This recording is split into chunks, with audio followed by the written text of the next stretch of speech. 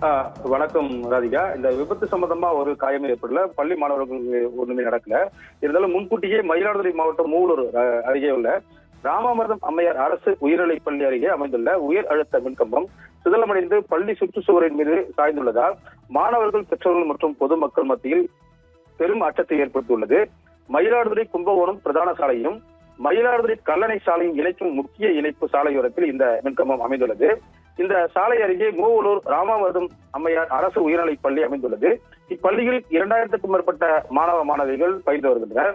இந்த பள்ளியின் அருகே இந்த சாலை அமைந்துள்ள நிலையில் போக்குவரத்து நெரிசல் மிகுந்த இந்த சாலை வழியாக தினமும் ஆயிரக்கணக்கான இருசக்கர மற்றும் 4 சக்கர வாகனங்கள் சென்று வருகின்றன. மேலும் பள்ளி மாணவர்கள், ஆசிரியர்கள் மற்றும் பொதுமக்களின் நடமாட்டமும் அதிக அளவில் காணப்படுகிறது. பல ஆண்டுகளுக்கு முன்பு அமைக்கப்பட்ட இந்த உயர் அழுத்த மின்கம்பம் தற்போது பழுதடைந்து மின்கம்பம் அடிப்பாகத்தில் கம்பிகள் தெரியும் அளவிற்கு முறிந்து பள்ளி சுற்றுச்சுவரின் மீது சாய்ந்து நிலையில் காணப்படுகிறது. மின்கம்பத்தின் உறுதித்தன்மை பாதிக்கப்பட்டுள்ளதால் பலத்த காற்று, கனமழை அல்லது இயற்கை சித்தங்களின் போது மின்கம்பம் முறிந்து விழும் அபாயம் உள்ளது. குறிப்பாக கோடை விடுமுறை முடிந்து இன்று முதல் பள்ளிகள் திறக்கப்பட்டுள்ள நிலையில் நூற்றுக்கணக்கான மாணவர்கள் தினமும் இந்த வழியாக பள்ளிக்கு வந்து செல்கின்றனர். பள்ளி கட்டிட வளாகத்திற்கு மிக அருகில் அபாயகரமான நிலையில் மின்கம்பம் இருப்பது மாணவர்களின் பாதுகாப்பை கேள்விக்குறியாக்கியுள்ளது. எதிர்பாராத விதமாக மின்கம்பம் சரிந்து விழுந்தாலோ அல்லது மின்கம்பிகள் அருந்து கீழே விழுந்தாலோ பெரும் உயிர் சேதம் ஏற்படக்கூடும் என்று அச்சம் நிலவுகிறது. பள்ளியின் சுற்றுச்சுவர் அருகே கழிவறைகள் அமைந்துள்ளது.